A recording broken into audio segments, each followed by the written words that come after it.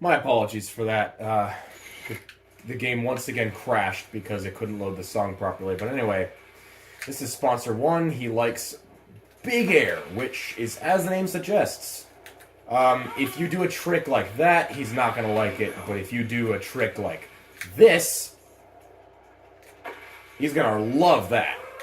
So we want to be doing huge tricks.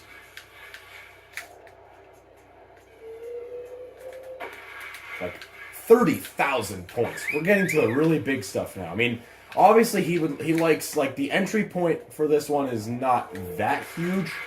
It's more like 6 or 7,000, but you still want to be doing a lot more.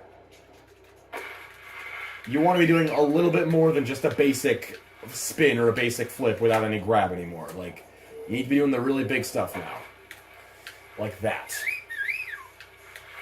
I mean, you can do a basic corkscrew or a rodeo, stomping it, and he'll be a bit But the entry point for liking it is elevated, it's safe to say.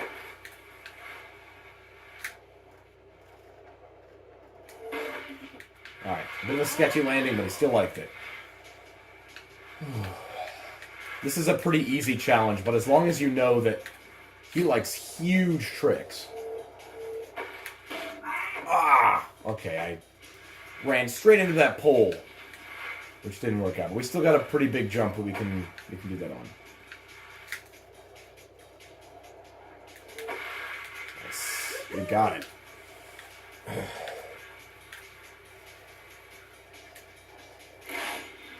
Alright, so the sponsor liked what he saw. It's pretty basic.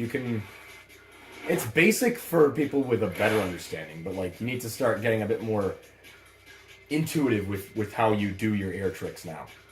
Rick from Timberline gave you a free room at Timberline Lodge. That's kind of nice. We can actually live for free somewhere. It's pretty cool. Anyway, this is going to be our first sponsor doing the snow skate. And this guy likes combos. So it doesn't matter how cool your trick is, you need to do something different. You need to do a kickflip or something. And the best way to go about this is to do like a standard grind and then a kickflip, which obviously you need to have enough air to do that on. So maybe this is better. So there we go. Alright.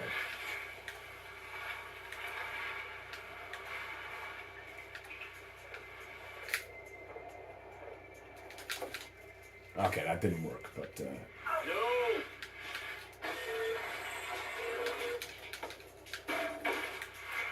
guy likes that. Basically, he just wants any combo to be done. Okay. And there we go, we stomped it, and now he's amped. You can kind of see how it's sort of naturally exciting to do these, like, grinds and then kick flips. It's more skateboard oriented, but so people who are more naturally fans of other extreme sports games like Skate or whatever, Tony Hawk Pro Skater, this is more oriented toward that, I would suppose, to do just like kick flips, grinds, manuals, which in this case are butters, but yeah, it's a bit more of a getting to the roots of skateboarding. Anyway, Scott from Dragon gave you a ring, backpack, and a sticker pack. That doesn't quite feel like a sponsor we'd be getting now. But, okay, this is Dragon. We're not going to be watching those videos, obviously. So this is sponsor 3. So we're going back to the main snowboard now, and this guy likes off-axis aerials. So basically, if you do a basic spin, he's not going to like it. But if you do a corkscrew, he's going to love it. So you got to be doing both spins and flips at the same time in this challenge. Okay, well, you don't want to be doing that. Let's restart.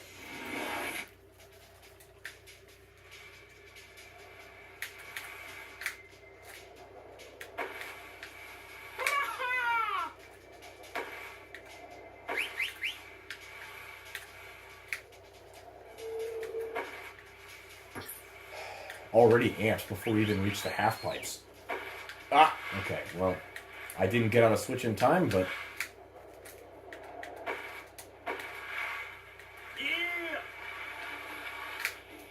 Oh, this is one of the best emo songs in the entire game.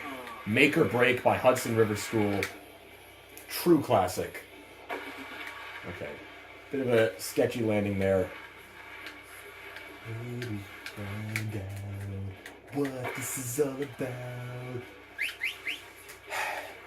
I'm not a big fan of the emo playlist, but there are still some pretty good bangers in there. I generally enjoy the band Time Spent Driving. There's a couple of other pretty good bands in this soundtrack. There's over 300 songs in the soundtrack of this game. So it's very difficult to not find something that you'll eventually like. Especially if you're playing all of them at once, which in this scenario I can't really do. But anyway, we'll probably find more time in later levels to talk about more in depth about the soundtrack, maybe during a sponsor challenge or whatever. But anyway, sponsor like what he saw. Kimball from Sessions gave you 5 boxes to fill with Sessions gear.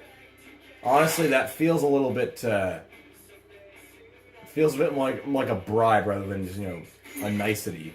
But anyway, this is Sessions, which now we're gonna get into the photo shoots. The first one is a snow skate one, which basically expects you to do kick flips and grinds off of these two.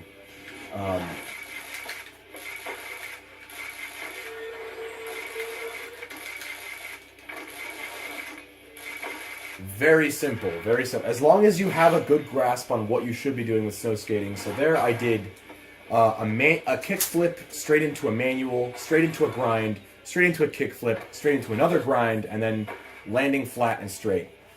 Got that photo shoot done pretty easily. That one's pretty easy, but the one after this one is a little harder, and it may require less air points. But this is what we got. This is how we got to do it for now. So this is photo shoot 2. You don't want to be doing anything really complex for this one because the line is very finicky, and that's not how you want to be doing it.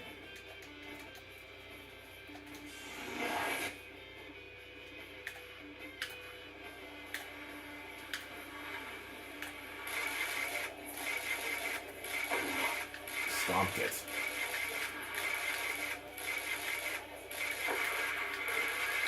Ah, a little too far. Okay. It may take a little while, but here we go.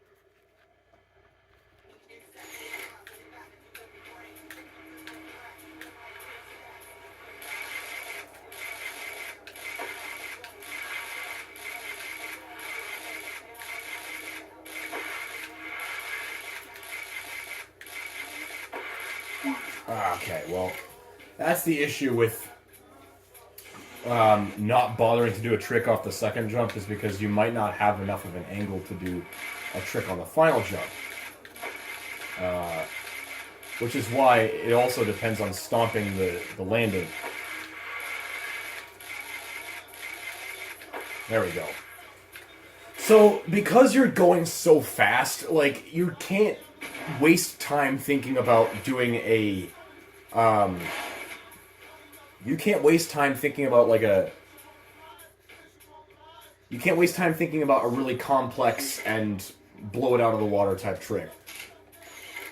So you need to be doing basic things like a corkscrew or a simple flip or something like that. So that's why Photo Shoot 2 is a little bit difficult. Meanwhile, Photo Shoot 3 is absolutely awesome. Free run photographer, and you'll see we just want to do a really awesome jump, and it's a little bit of a finicky line admittedly, but it's not too bad. When you watch it back, it's great.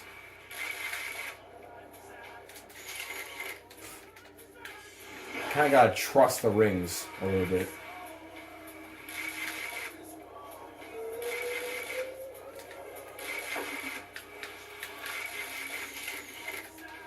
I had nowhere close to the correct line there.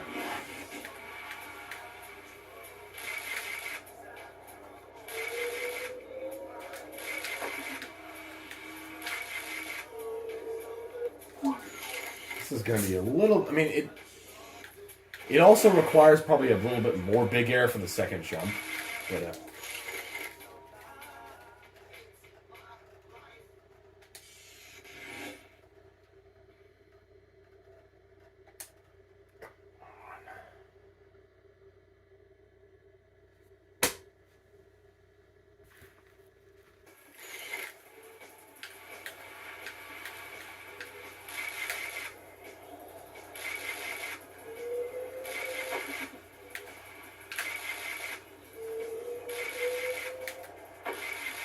there we go.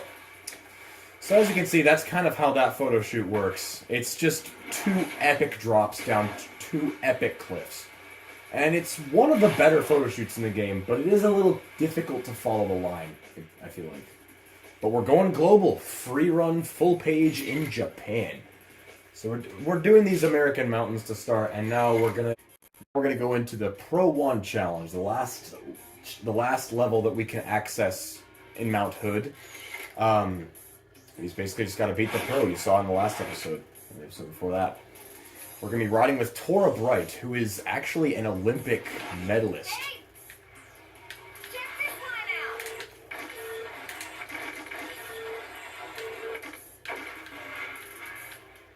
out! Okay, that one's a pretty easy one.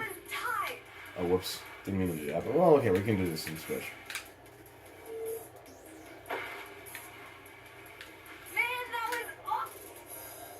Okay, I'm gonna miss that one. Come on, man! Stay centered! Alright, it's fine.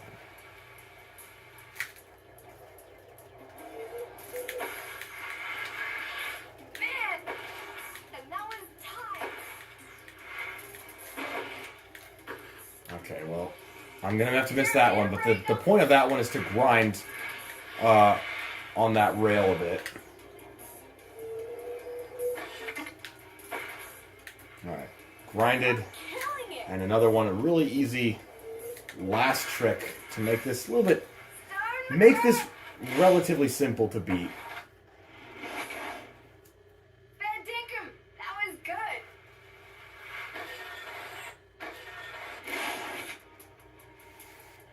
Whew. So we beat Tora Bright with that, and we unlock with it the beginning of the mute tweaks. Which this is the hardest grab to do because it is pretty much directly opposite to the A button in terms of the direction in regular stance. This is the upright grab, mute. We unlock the left trigger tweak, which is mute palm. I personally think it looks really cool, but it allows us to kind of... It looks really cool, but we can only really access it in switch stance because that way we can do like indie grabs and such. But so that's Pro 1. Relatively simple. I feel like I made a bit of I screwed up a few of the jumps there. I feel like the middle, some of the blue jumps I kind of missed, and there was also a grind that's a little too tall for the stat points that we had, but aside from that, wasn't too difficult. So that's the Pro 1, and those are all the challenges we needed to do for Mount Hood. And that concludes Mount Hood for now.